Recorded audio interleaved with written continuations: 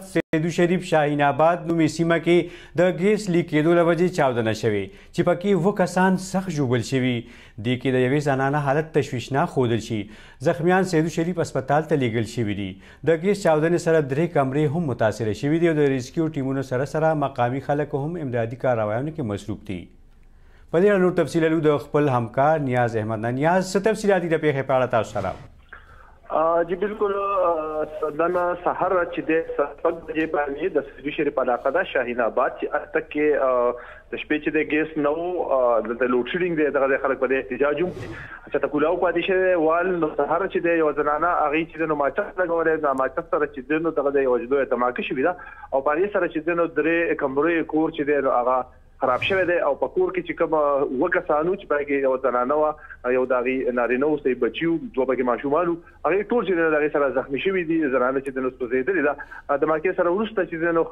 خلک راغونډ شوی دي او بیا ریسکیو ټیم رسیدلې ده او دوی چې د نو سیدو شریف هسپتال ته راغلي شوی دي. د کې چې د نو کوم زنانه ده هغه حالت چې د نو هغه تشویشناک ته اوس خبر راغی چې هغه پیښور ته ریفر کړی شوی ده هغه زیاته سوزیدلې ده. دغه نو ورسته چې د نو کور چې کوم دی هغه د لکونو روپو نقصان شوی دی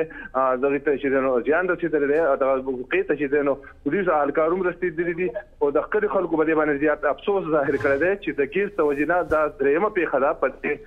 یخنۍ کې د وړاندې چې د نو په منګوره چې د دلته کې دغه شی دغه شانتي کې دماکه شو نو خلکو غوښتنه کړې ده چې د ګیس د لوډ کم کړی شي او دغه کم متاثره کورنۍ چې ده هغه ته د امداد ورکړي شي. جی نیاز احمد دا ته وایي چې دا چاودنه آیا تیره شپه شوې ده یا دروازې شوې ده د دې څه وخت کې شوې وه؟ بالکل دا سحر وختي چې کله د شپې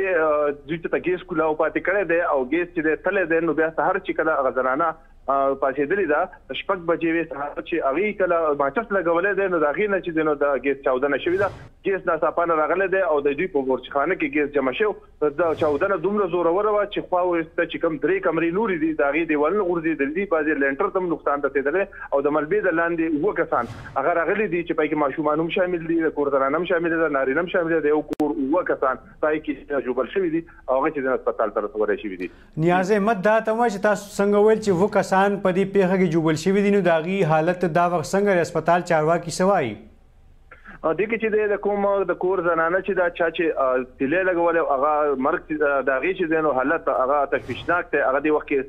پېښور ته ریفر کړی شوي ده هغه زیاته سوځېدلې ده په هغې چې دې کې 3 نور کسان چې دي هغه جوبل شوي دي هغه هم په هسپتال کې داخل دي او 2 نور کسان چې دي هغه د ابتدایي طبي امداد نه وروسته چې دی نو هغه واپس هغه چې دی خپل کور ته واپس کړی شوي دي. دې کې چې کوم کور مشره زنانه ده هغې حالت چې دی وخت کې تشویشناک دی او هغه پېښور ته ریفر کړی شوي ده. نیاز احمد مننه تفصیل راکول. نیاز احمد موږ تفصیلات راکول چې د سوات سیدو شریف شاهین آباد سیمه کې ګیس لیک کېدو له وجې کور کې چاودنه شوې چې پکې 2 کسان جوبل شوي دي پکې د یوې زنانه حالت مرګونی ښودل کیږي.